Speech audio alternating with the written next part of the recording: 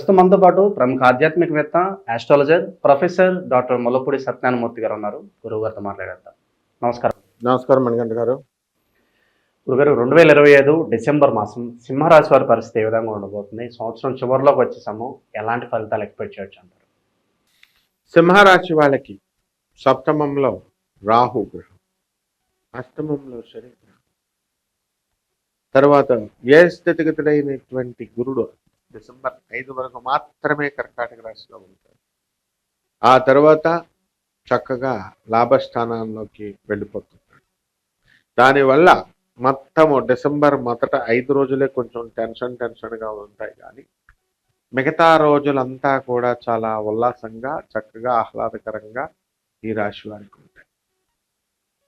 అదేవిధంగా ఈ రాశి వారికి అందరికీ కూడా అనుకున్న పనులు అనుకున్నట్లు జరిగిపోతాయి. ఆదాయాలు బ్రహ్మాండంగా పెరిగిపోతాయి. ఖర్చులు కూడా అదే రేంజ్లో పెరిగిపోతాయి. స్నేహితులు, కొత్త స్నేహితులు వస్తారు.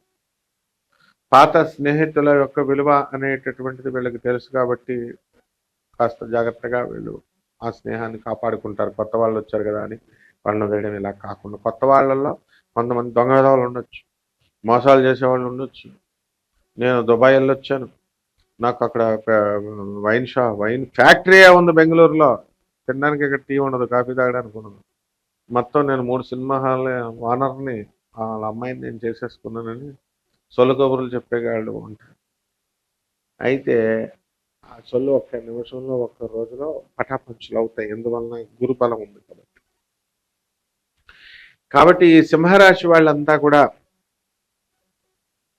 బంధువులకి ఎక్కువగా అటాచ్ అవుతారు ఈ నెలలో. వాళ్ళతో మీరు అమెరికాలో ఉన్నా సరే ఫోన్ చేసుకోవడము, తెలుపుకోవడము, వాళ్ళు మాట్లాడడము, వాళ్ళ విశేషాలు, ఈ విధంగా అన్ని కూడా పంపుకుంటా ఉంటారు. అసలు వీళ్ళకి సింహరాశి వాళ్ళకి ఆ స్నేహితులు మనకు పనికొచ్చేవాళ్ళ పనికి రావాలా అన్నది లేకుండా చూసుకోకుండా స్నేహాలు చేస్తారు. ఎక్కడో చంద్రబాబు నాయుడు జగన్ ఎలక్షన్లు జరుగుతుంటే అటు వాళ్ళు తెలుగుదేశమో కాదు, జగనో కాదు, ఏదో జగన్ వీళ్ళ చుట్టంలాగా, అదే చంద్రబాబు నాయుడు వీళ్ళ చుట్టంలాగా పిలిచేశాడు చంద్రబాబు నాయుడుని పంపడం. వచ్చేస్తుంది ఓట్లు అని పంపించుకోవడాలు, వీళ్ళంతా గులానందం అంటారు దీన్ని. ఇటువంటి వాళ్ళు చాలా ఎక్కువ మంది ఉంటారు. వాళ్ళు సింహరాశి వాళ్ళకే ఫ్రెండ్స్ అవుతారు. కాబట్టి సింహరాశి వాళ్ళు జాగ్రత్తగా ఉండాలి. If you want to do contribute Telugu Desam పార్టీకి ఇచ్చేయి. నీ దగ్గర ఎంత డబ్బు ఉందో, ఒక 5 లక్షలు 10 లక్షలు, లేదా జగన్ గారి పార్టీకి ఇవ్వాలి, ఇవ్వ 10 లక్షలు ఇవ్వు, అవి లేదు. పోనీ తెలుగుదేశానికి ఏమన్నా కార్యకర్తగా చేస్తున్నావా? జగన్కి ఏమన్నా కార్యకర్త చేస్తున్నావా? అది లేదు.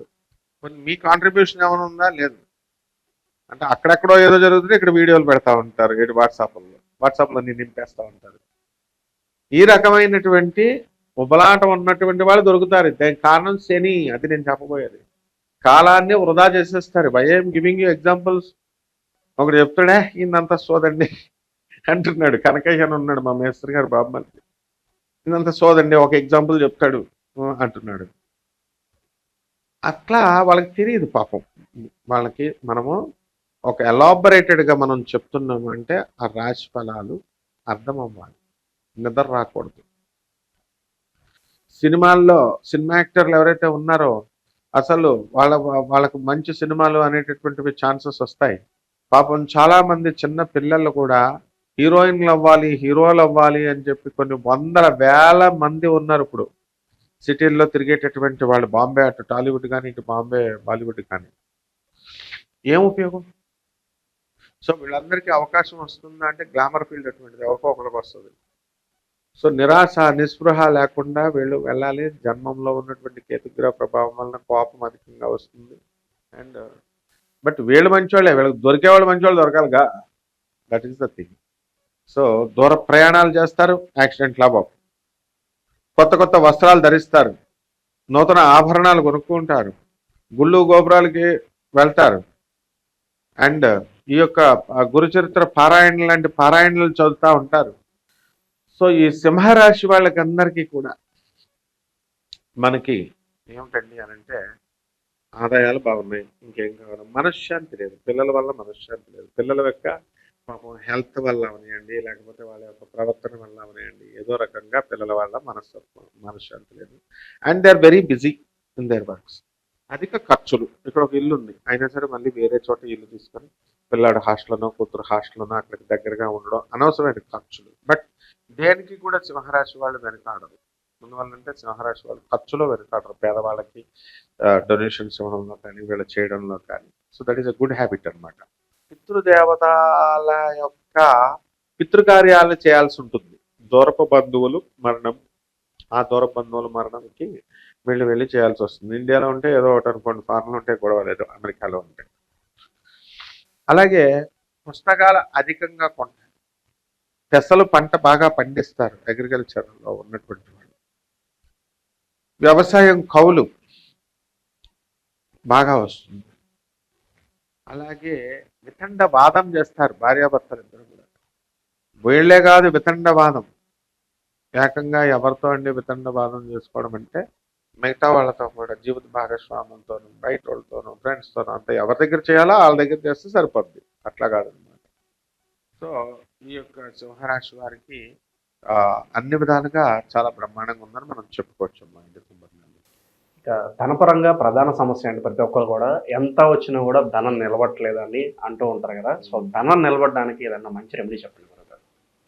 అంబానీ దగ్గర నుంచి ఆదాని వరకు, బిచ్చగాడి దగ్గర నుంచి అంబానీ వరకు చిన్న చిన్న జీతాలు పాపం వాళ్ళు ఏదో చేసుకుంటున్నారు. వాళ్ళకి ఖర్చులు ఉంటాయి కదా, వాళ్ళు అదే అంటారు ఖర్చులు ఎక్కువ మిగలట్లేదండి డబ్బులు అని.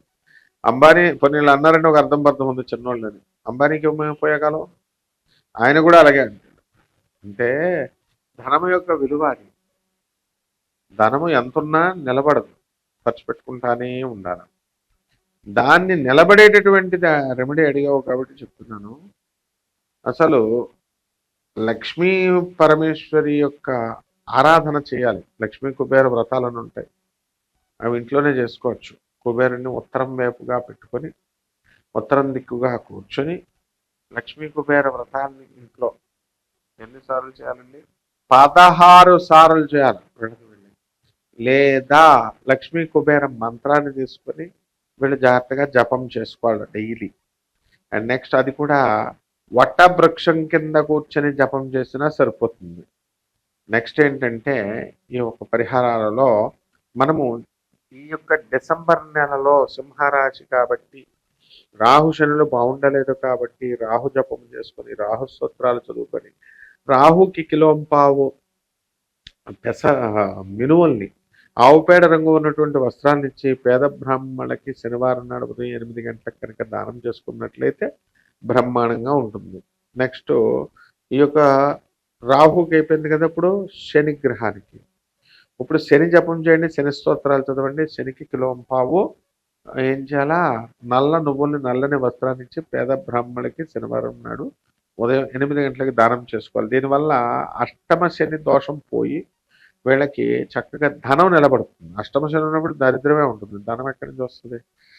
అలాగే సప్తమ రాహు ఉన్నాడు, అక్కడ రాహు జపం చేసుకొని రాహు స్తోత్రాలు చదవాలి. రాహు కిలోంపావు మినుముల్ని ఆవుపేట రంగు ఉన్నటువంటి వస్త్రాల నుంచి పేద బ్రాహ్మణులకి శనివారం నాడు దానం చేయాలని చెప్పాం. అలాగే రాహుకి ఓం ప్రత్యంగిరాయ నమః అంటూ, ఓం దుర్గాయ నమః అంటూ రాహు చేసుకోవాలి. ఈ విధంగా చేసుకుంటే సరిపోతుంది, డబ్బులు బ్రహ్మాండంగా మిగులుతాయి.